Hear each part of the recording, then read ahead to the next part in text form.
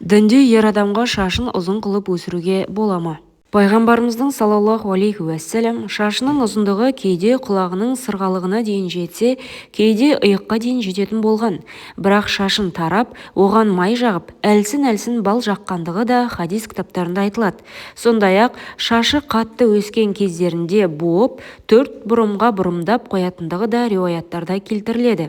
Дегенмен шашты ұзын қылып өсіру сүннет амалы ретінде есептелмеген. Сондықтан да бұл мәселеде жергілікті менталитет пен әдет-ғұрып негізге алынады. Егерде қоғамда ер кісілердің шаш өсіруі әбестік саналса, немесе шаш өсіру әдеті көбіне пасықтарға тән әрекет болса, мұсылман кісі одан тартынғаны жөн. Осы орайда пайғамбарымыздың саллаллаху алейхи уәссәлям шаш өсіру жайында айтқан бұйрығы жоқ. Бірақ шашқа жақсы қарау жөнінде айтқан бұйрығы бар. Осы орайда пайғамбарымыздың саллаллаху алейхи уәссәлям шаш өсіру жайында айтқан бұйрығы жоқ. Бірақ шашқа жақсы қарау жөнінде айтқан бұйрығы бар.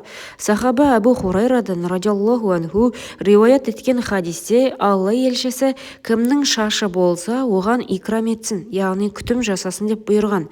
Яғни өскен шашын дода-дода қылмай, тарап, қажет болса шашқа арналған майларды қолданып ретке келтіріп жүргені дұрыс.